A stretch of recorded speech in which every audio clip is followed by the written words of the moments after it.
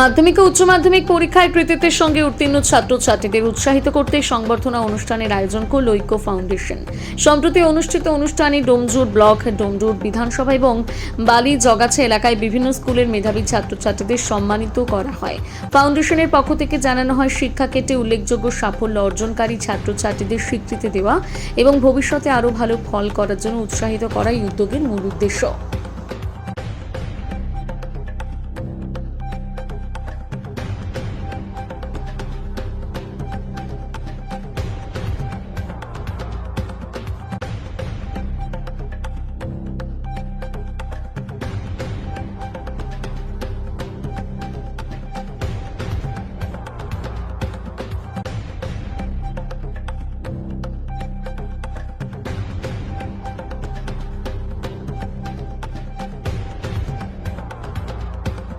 এটা মোটামুটি আমাদের নতুন পরম্পরা আছে। সংঘের বিচার পরিবারেরই সেই সংঘের স্বয়ংসেবক দ্বারা পরিচালিত সংগঠন ঐক্য ফাউন্ডেশন, ওনারাই আয়োজন করেছেন। আমাদের সমস্ত বিচার পরিবার এই এলাকার ডোমজুড় বিধানসভার বিভিন্ন হাই স্কুল তাদের কৃতি ছাত্রছাত্রীদের সংবর্ধনা, সাথে সাথে তাদের অভিভাবক এবং শিক্ষকদের যে সম্মাননার ব্যবস্থা করেছে, এটা অনন্য। এই প্রথম এই বিধানসভাতে এইরকম বড় আয়োজন হয়েছে। স্বদেশী ভাবধারা, স্বদেশী চিন্তন যে ব্যবস্থা করা হয়েছে, যার প্যাকেটের ব্যবস্থা করেছে, সেটা ইকো ফ্রেন্ডলি, সেটা হচ্ছে পরিবেশ বান্ধব। এই কথা মাথায় রেখে সমস্ত এবং এই স্বদেশী ভাবনা দেশ ধর্ম সমাজে তাদেরকে পুস্তক দেওয়ার ব্যাপার, তাদেরকে এই দেশ ধর্ম রাষ্ট্রের কথার সাথে সাথে এই বার্তাটা হিন্দু সমাজ তথা ভারতবর্ষের যে কল্যাণমূলক যে কাজ আছে, আমাদের আগামী প্রজন্ম হচ্ছে যুব সমাজ। যুব সমাজকে সঠিক দিশা এবং দশা দেখানো আমাদের কাজ আছে। কারণ এই ভারতবর্ষ আগামী যে লক্ষ্য আমাদের উদ্দেশ্য, সেটা পরম বৈভব রাষ্ট্র, ভারতবর্ষকে পরম বৈভবশালী করার জন্য এই কাজ আমরা করছি।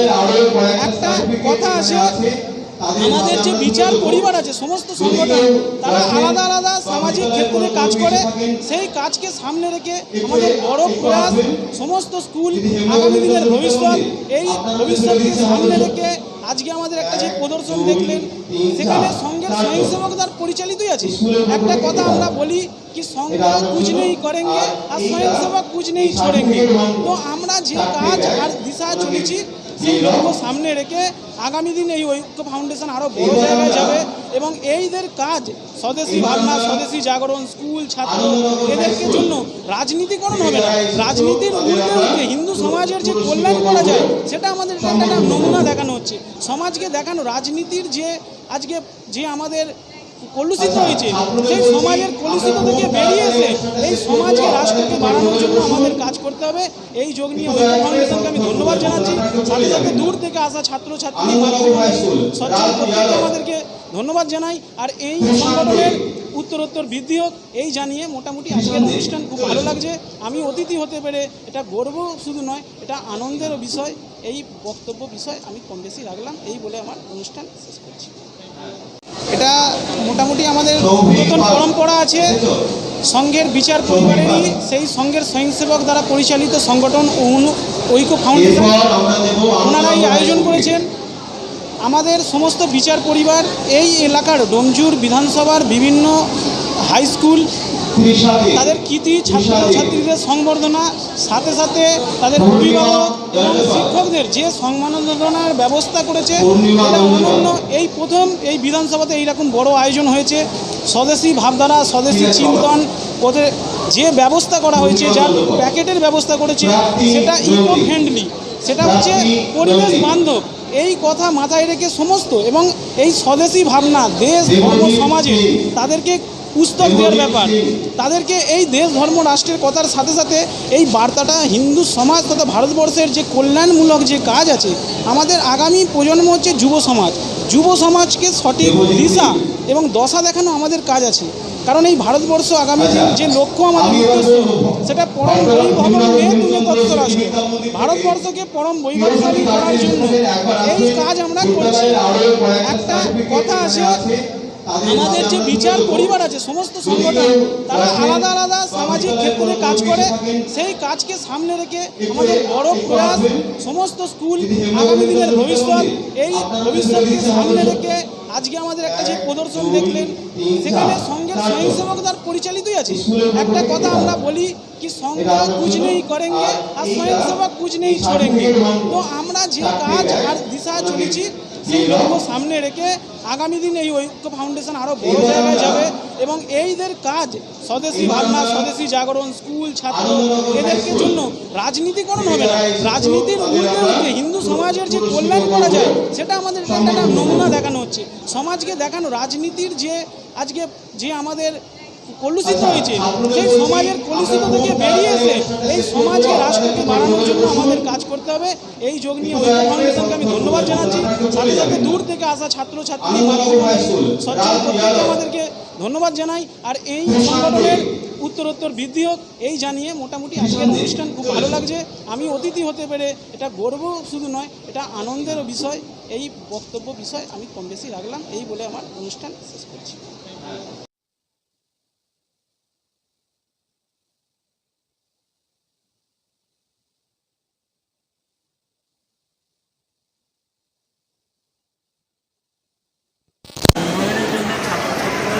আমাদের সহযোগ করবে। কাজেই আজকে এই যে কার্যক্রম এখানে হলো, এই কার্যক্রম আমার মনে হয় যে একটা চিরস্থায়ী ইমপ্রেশন এই ছাত্রছাত্রীদের উপরে, তাদের যে বাবা মারা আছে, এখানে স্থানীয় মানুষরা আছে, তাদের সবার জন্য একটা প্রেরণা দেবে যে শিক্ষা জগতে বাচ্চাদের সবসময় উৎসাহিত করা উচিত। আর আজকে এই যেভাবে করা হলো, এতে আমার মনে হয় আগামী দিনে এই ছাত্রছাত্রীদেরও অনেক উন্নতি করবে।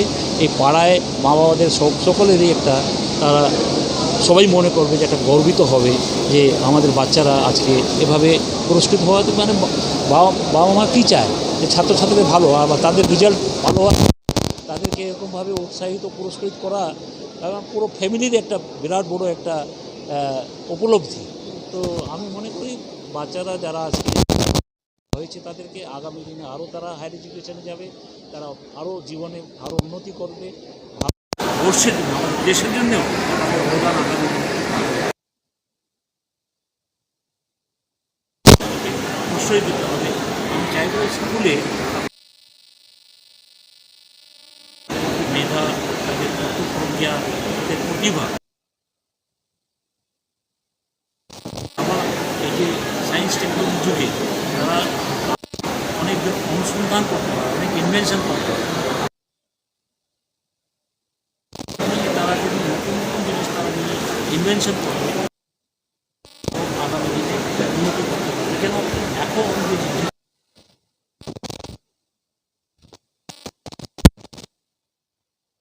আজকে আমাদের দেশে এই যে ধরো অনেকগুলো জিনিস এখানে অবলম্বন